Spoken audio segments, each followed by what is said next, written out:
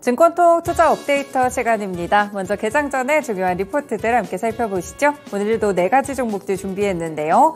오늘 첫 번째 종목은 SK하이닉스입니다. NH투자증권 리포트고요. 4분기에는 영업적자 1,090억 원 정도가 예상되고 있습니다. 전년과 비슷하게 적자가 지속되는 가운데 그래도 소폭 컨센서스를 상회할 전망인데요. 일단 D램 쪽에서는 이미 3분기에 이 흑자 전환을 한 모습이 눈에 띄고 있고 낸드의 적자폭 축소가 조금 아쉽게 느껴지는 구간은 있습니다. 다만 이 판가 상승으로 상쇄하고 있다는 점에 포인트를 두셔야겠는데요.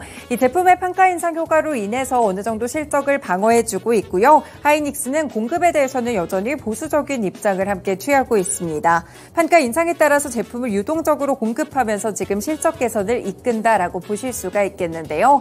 일단 올해의 경우에는 투자가 증가한다는 약간의 리스크는 있을 수 있겠지만 메모리 시대 기술력이 돋보이는 기업이라고 평가했습니다.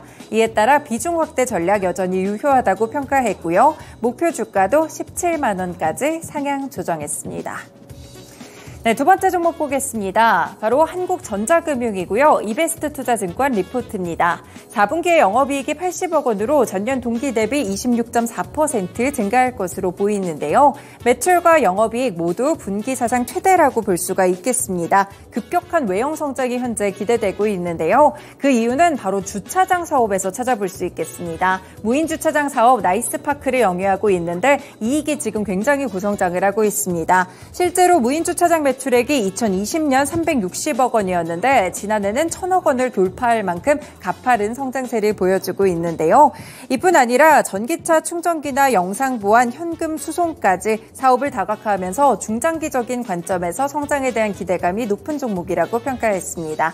이에 따라 오늘 목표 주가도 10,000원까지 상향 조정했습니다. 세 번째 종목 보겠습니다. 대덕전자고요. 대신증권 리포트입니다. 먼저 4분기 영업이익 전망 117억 원으로 전 분기 대비 728% 이상 성장하면서 컨센서스에 부합하는 실적이 전망되고 있습니다. 메모리 패키지와 모바일 수요 회복이 이끄는 실적이라고 보실 수가 있겠고요. 서버형 DDR5 전환도 믹스 효과로 연결을 누립니다. 이 올해는 영업이익이 전년 대비 무려 211%나 증가할 것으로 보고 있는데요. 반도체 산업의 회복과 비메모리형 FC, BGA 매출이 성장을 견인할 것이라고 봤습니다. 네, FC, BGA 분야를 자세히 보시면 지금 인공지능이나 자율주행까지 적용이 되는 분야들이 크게 확대되고 있는 상황이고요. 선행적으로 이미 투자를 집행했기 때문에 전장향으로는 이미 고객사를 상당 부분 이렇게 확보를 했다고 합니다. 이런 부분들까지 모두 주목받으면서 현재 구간 목표 주가는 35,000원까지 상향 조정했습니다. 네, 마지막 종목 보겠습니다. 아모레퍼시픽인데요. 네, 아모레퍼시픽 신한투자증권에서 오늘 분석해줬고요. 4분기 영업이익은 394억 원으로 전년 동기 대비 31% 감소하면서 컨센서스를 하회할 것이라고 예상했습니다. 네, 현재는 실적 회복이 기대보다는 미진한 편인데요. 국내 쪽은 성장하고 있지만 중국의 역직구 물량이 크게 감소하고 있고요. 지금 그래도 새로운 악재는 없다. 이미 악재들은 거의 다 나왔다라고 평가를 하고 있습니다. 현재 리브랜딩을 통해서 구조조정 비용을 축소하고 있는데 이에 해당하는 브랜드들 보시면 소라수나 라네즈 볼 수가 있겠고요. 이니스프리와 라네즈는 이커머스 채널을 중심으로 턴어라운드 기조도 나타나고 있다고 합니다. 올해 무엇보다 주목을 해보셔야 될 부분은 바로 M&A를 통해서 가져가게 된 코스알엑스의 연결 시점인데요. 이제 5월부터는 실적이 연결돼서 반영이 될 것으로 보이면서 코스알엑스의 사업도 현재 구간 크게 부각을 받고 있습니다. 이렇게 된다면 북미 이익의 비중이 급격하게 상당히 올라간다는 점에서 매력적이라는 평가를 줬고요. 이에 따라 악재와 호재가 섞여 있는 구간 목표 주가는 17만 원을 유지했습니다. 네, 이렇게 개장 전에 중요한 리포트들 함께 정리해드렸고요. 다음으로는 주요 일정들 함께 체크해보시죠. 네, 이어서 오늘 주요 증시 일정 확인해 보도록 하겠습니다. 국내 증시에 영향을 줄 수 있을 만한 여러 가지 일정들 확인해 볼 텐데요. 먼저 첫 번째 일정부터 확인해 보시죠. 미국으로 가보겠습니다. 미국의 12월 고용 동향 보고서가 한국 시간 기준 5일 오후 10시 30분에 발표가 되는데요. 오늘 밤에 발표가 된다고 보시면 되겠습니다. 최근 들어서 미국에서는 고용지표와 관련되어 있는 이 경제지표가 계속해서 발표가 되고 있는데 최근에 발표된 것은 12월 미국 ADP 민간 고용이 발표가 됐습니다. 이는 전월 대비 16만 4천 개 증가하면서 전월 증가폭 대비 크게 상승하는 모습이 나타났고요. 이는 컨센서스를 웃도는 수준이었습니다. 그리고 미국의 실업수당 청구 건수도 3주 만에 감소하는 모습이 나타나면서 이렇게 고용시장 같은 경우 강한 흐름을 나타내주고 있는데요. 이번에 발표가 될 미국의 12월 고용동향 보고서를 통해서도 조금 더 자세한 내용들 체크해 보시면 좋을 것 같습니다.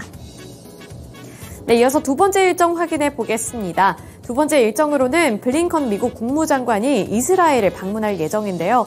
현재 중동에서는 지정학적인 리스크가 더 불거지고 있습니다. 중동 전쟁으로 확전이 될 가능성까지 점쳐지면서 이렇게 미국의 블링컨 미국 국무장관이 발벗고 나서겠다고 밝힌 건데요.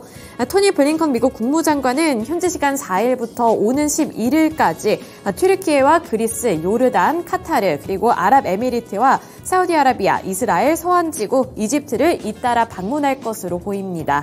매슈 밀러 국무부 대변인은 블링컨 장관이 확전을 막는 데 집중할 것으로 밝혔는데요. 따라서 블링컨 국무장관이 방문을 한 이후에 또 어떠한 이슈가 나오게 될지도 함께 체크해 보시면 좋을 것 같습니다. 네, 이어서 세 번째 이슈 확인해 보겠습니다. 이번에는 유럽으로 가보도록 할 텐데요. 유럽에서는 이제 유로존 12월 CPI 예비치가 발표가 됩니다. 한국 시간 5일 오후 7시고요. 오늘 저녁 7시에 유로존의 12월 CPI 예비치를 확인해 보실 수가 있습니다. 이번에 각국에서 CPI 발표율이 발표가 됐는데요. 그 안에서 독일의 12월 CPI 상승률은 1년 전에 비해 3.7% 오르면서 11월에 기록을 했었던 2년 반 만의 최저치였던 3.2%에서 반등하는 수준을 나타냈는데요. 물론 이렇게 반등하면서 좀 오르는 모습이 나타나기는 했지만 시장의 예상치에 부합하는 수준이었습니다. 또 프랑스에서도 12월 CPI 상승률이 발표가 됐는데 전년 대비 3.7%로 시장의 예상치에 부합하는 수준을 나타냈는데요.